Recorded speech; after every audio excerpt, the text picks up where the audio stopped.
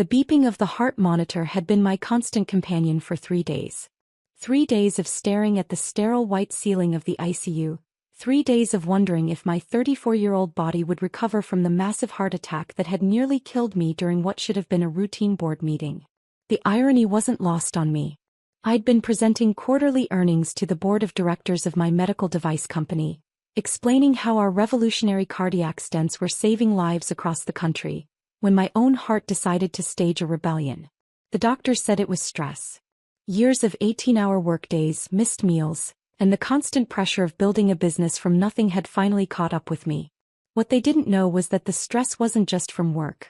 It was from carrying the financial burden of my entire family while they remained blissfully unaware of where their comfortable lifestyle actually came from. I was reviewing patient charts on my tablet. Even in the ICU, I couldn't completely disconnect from Meridian Medical Solutions, when my brother Daniel walked in. He looked haggard, his usually perfect hair disheveled, his expensive shirt wrinkled. "Elena," he said, barely glancing at the machines keeping track of my vital signs. "Thank God you're awake. We have a situation." I set down the tablet, noting how he hadn't asked how I was feeling or whether I was in pain. Classic Daniel. "What kind of situation?" "It's Dad. They found something during his routine checkup. A tumor on his pancreas. Dr. Richardson says it's operable, but we need to act fast." My stomach dropped. Despite everything, Dad was still my father. "How bad is it?" "Bad enough that they want to do surgery next week. But here's the problem. Insurance is calling it experimental because of Dad's age and condition. They're only covering 40%. How much do you need?" "50,000. Maybe more, depending on complications." Daniel sat down heavily in the visitor's chair. "Mom's beside herself. Dad's trying to act tough, but I can see he's scared." I studied my brother's face. At 36, Daniel had never held a job for more than 2 years. He'd bounced between sales positions, startup ideas, and get-rich-quick schemes, always managing to talk his way into just enough success to keep the family believing he was building his empire. What he was actually building was debt, which I'd been quietly paying off for years. "Where's everyone else?" "Marcus, Sophie, Mom." "Marcus is trying to get a loan, but you know his credit is shot. Sophie's maxed out her cards from that boutique disaster. Mom doesn't have anything. The house is mortgaged to the hilt and Dad's business has been struggling." What Daniel didn't know was that I'd been the one keeping Dad's construction business afloat. For 3 years I'd been funneling money through shell contracts, making it look like Dad was landing bigger jobs than he actually was. I couldn't bear to watch him lose the company he'd spent 30 years building, especially when I had the resources to help. "Daniel, you said I'm the only one with money. What makes you think I have $50,000? He looked at me like I was being dense. "Come on, Elena. You're a doctor. Well, sort of. Whatever it is you do with those medical things. You must have savings. Sort of a doctor." I had a PhD in biomedical engineering, 2 master's degrees, and had built a company that revolutionized cardiac care. But to my family, I was Elena who works at the hospital, and never got married, and spends too much time with her computers. "I'm not a practicing physician, Daniel. I run a medical device company." "Same thing. The point is you're the responsible one. You're the one who always has her act together. You must have some kind of emergency fund." The responsible one. The one who always had her act together. If only he knew how much I'd been holding together, not just my own life but all of theirs. "I need to think about it," I said. "Think about it?" Daniel's voice rose. "Elena, this is Dad we're talking about. He could die if we don't do this surgery." "I understand that. But I just had a heart attack, Daniel. I'm still processing everything." "Right, sorry." He had the grace to look embarrassed. "How are you feeling, by the way?" "Like I almost died 3 days ago." "But you're okay now, right? I mean, you're talking and everything." I wanted to laugh, but it would have hurt too much. This was Daniel in a nutshell, surface-level concern followed immediately by what he needed from me. "I'll handle it," I said finally. His face lit up with relief. "Really? You can get the money?" I said, "I'll handle it. Elena, you're a lifesaver. Literally. Dad's going to be so relieved." He stood up, already heading for the door. "Should I tell him it's coming from you?" "No," I said quickly. "Don't tell anyone where the money's coming from. Just tell them it's been handled." "Why not?" He should know his daughter came through for him. Because if they knew I had $50,000 sitting around, they'd start wondering what else I had. And then the requests would never stop.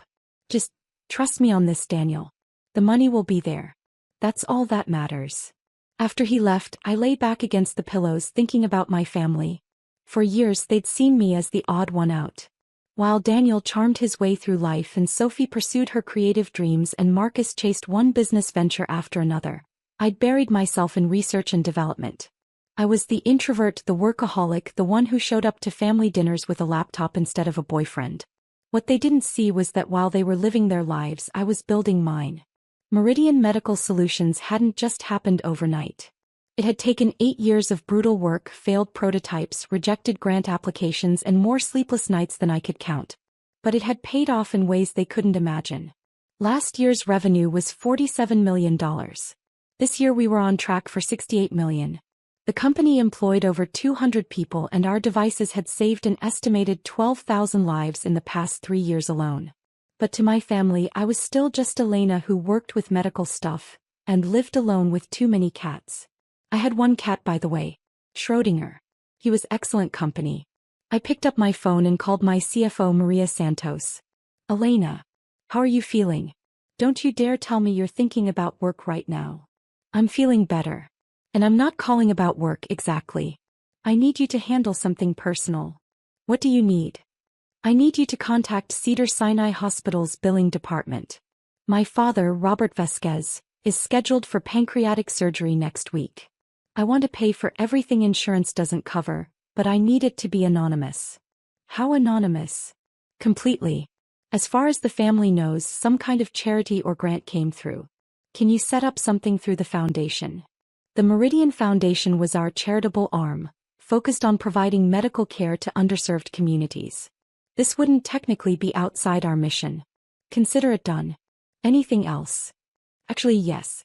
I need you to look into my father's construction business, Vasquez and Sons. Run a quiet financial analysis. And I need you to check on something else.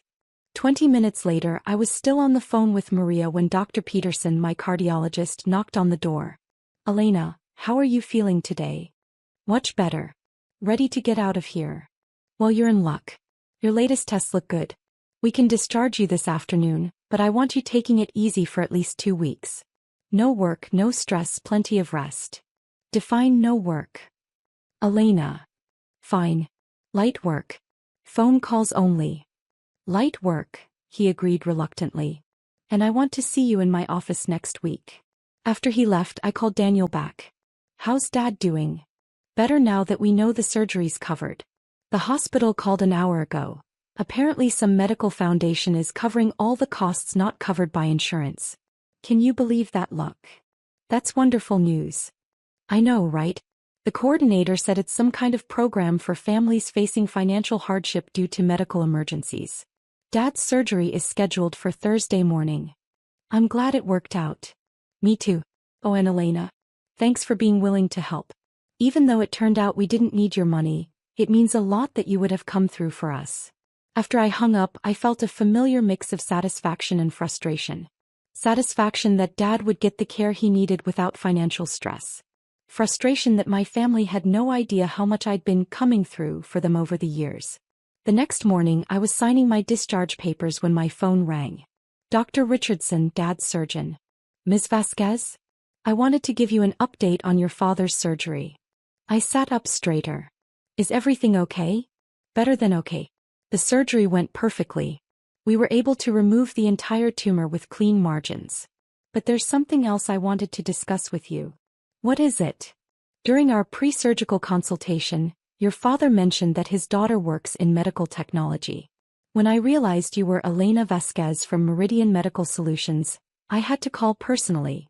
My heart sank. So much for anonymity. Dr. Richardson, I'd prefer if you didn't mention my company to my family. Of course I understand. But I wanted you to know, we've been using your cardiac stents here for 2 years. They're remarkable. You've probably saved more lives than you realize. Thank you. That means a lot. There's one more thing. I know about the foundation covering your father's surgery costs. That was you, wasn't it? I didn't answer directly. How's my father's prognosis? Excellent. Full recovery expected. He should be home by the weekend. When I arrived at the hospital that evening to visit Dad, I found the whole family crowded into his room. Mom was fussing over his blankets. Daniel was telling some story about his latest business idea. Sophie was showing him photos from her recent art show, and Marcus was explaining why cryptocurrency was the future of finance. Elena. Dad's face lit up when he saw me. There's my girl. How are you feeling, Mija? Much better, Dad. How are you? Good as new. Well, almost. Dr. Richardson says the surgery couldn't have gone better. That's wonderful news. Can you believe our luck? Mom said, taking my hand. First you get to come home from the hospital, then this foundation comes out of nowhere to help with Dad's surgery. It's like a miracle. Sometimes good things just happen, I said. Dr. Richardson mentioned something interesting, Dad said, studying my face. He said he's familiar with your work. That the company you work for makes some important medical equipment. I felt everyone's attention focus on me. It's not that big a deal, Dad. He seemed to think it was. Said your cardiac stents have revolutionized treatment at their hospital. Daniel looked confused. Wait, your company makes those? I thought you just worked with computers and medical stuff. I do work with computers and medical stuff. But you actually make medical devices? Sophie asked. Like important ones? Our devices help people with heart problems. It's no big deal. Elena, Dad said quietly. Dr. Richardson said something else. He said he wanted to thank the CEO of Meridian Medical Solutions personally for the foundation's contribution to my surgery. The room went completely silent.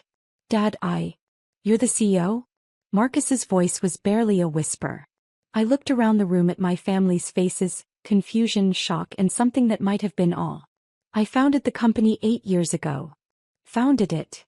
Daniel sat down heavily. Elena, what exactly does your company do? We develop and manufacture medical devices, primarily cardiac equipment. Stents, monitors, surgical tools. How big is the company? Dad asked. I hesitated. We employ about 200 people. Revenue? Marcus asked. He might be irresponsible with money, but he understood business. Last year was 47 million. The silence that followed was deafening. Million. Sophie's voice was faint. $47 million? Give or take. Mom sat down in the visitor's chair. Elena, are you rich? I'm comfortable. How comfortable? Daniel asked. Comfortable enough to handle Dad's surgery without thinking twice about it. The foundation, Dad said slowly, that was you. I nodded. How long? Mom asked. How long have you been? 8 years building the company. But I've been financially stable for about 5. 5 years, Daniel repeated. You've been wealthy for 5 years and never said anything. Why would I say anything? Because we're your family. And you're still my family. Money doesn't change that. But we wouldn't have had to. Daniel struggled for words. Wouldn't have had to what? Let me guess. You wouldn't have had to worry about money if you'd known your sister could just take care of everything? That's not what I meant. Isn't it? I looked around the room. Daniel, how many times have you called me asking for advice about money? Marcus, how often do you complain about not being able to afford things? Sophie, remember when your boutique was failing and you stressed for months about the debt? They all looked uncomfortable. I've been watching all of you struggle with money for years. But every time I offered help, real help, practical advice, connections that could have made a difference, you brushed me off. Because I was just Elena who worked with computers. We didn't know, Mom said softly. You didn't want to know. It was easier to see me as the spinster sister who lived alone with her cat than to consider that maybe I knew what I was talking about. That's not fair, Sophie protested. Isn't it? Sophie, 3 years ago when your boutique was hemorrhaging money, I suggested you needed to analyze your customer acquisition costs and profit margins. You told me I didn't understand retail because I wasn't creative. Sophie's face flushed. Marcus, 2 years ago when you asked my opinion about that tech startup investment, I told you their business model was unsustainable. You said I was too negative, and invested anyway. How much did you lose on that one? Marcus looked at his shoes. Daniel, last year when you were considering that franchise opportunity, I offered to review their financial projections. You said you had it handled, and didn't need my help. The franchise folded 6 months later. We made mistakes, Dad said quietly. We underestimated you. You dismissed me. There's a difference. So what now? Daniel asked. Do you hate us for not recognizing how successful you are? I sighed, suddenly feeling exhausted. I don't hate anyone. I'm just tired of being treated like the family failure when I've actually been the most successful person in this room for years. You're not the family failure, Mom said. We never thought that. Mom, at Christmas last year, you introduced me to your friends as my daughter Elena. She's still figuring herself out. I'm the CEO of a $47 million company. I think I've figured myself out. The room was quiet except for the beeping of Dad's monitors. I'm sorry, Dad said finally. We're all sorry. We should have paid more attention, should have asked better questions, should have taken you more seriously. I don't need apologies, Dad. I need respect. I need you to stop treating me like the odd one out and start recognizing that maybe, just maybe, I know what I'm doing with my life. What can we do? Mom asked. How do we fix this? Start by stopping the assumptions. Stop seeing me as the sister who never got married, and start seeing me as the sister who built a successful company. Stop thinking of me as someone who needs guidance and start recognizing that I might be the one who can offer it. And the money? Daniel asked hesitantly. What about it? I mean, if you have that much money, does that change things between us? I studied his face, looking for signs of dollar signs in his eyes. It changes things if you let it change things. My money is my money. I'll help family when I choose to help for reasons I choose. But I won't be anyone's personal ATM. That's fair, Marcus said. Is it? Because I've actually been everyone's personal ATM for years. Daniel, who do you think has been covering your credit card payments when you fall behind? Marcus, where did you think that consulting income on your taxes was coming from? Sophie, how do you think your student loans got paid off early? They all stared at me. The difference is now you know about it. Now we can have honest relationships instead of me secretly taking care of everyone while you all think I'm the unsuccessful one. Dad reached for my hand. Elena, Mija, I'm proud of you. I'm proud of what you've built and I'm sorry we didn't see it sooner. I'm proud of you too, Dad. You raised me to work hard and solve problems. That's exactly what I did. 3 weeks later, I was back in my office at Meridian Medical Solutions, reviewing plans for our next product line when Maria knocked on my door. Elena? Your brother Daniel is here to see you. I looked up, surprised. Send him in. Daniel entered my office looking around with obvious amazement.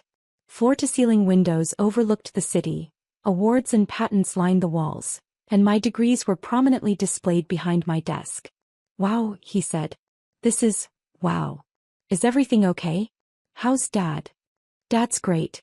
Full recovery, just like Dr. Richardson predicted. Daniel sat down across from my desk. I actually came to talk about something else. What's that? I've been thinking about what you said at the hospital. About offering guidance and us not taking you seriously. I was wondering, would you be willing to look at a business plan? I raised an eyebrow.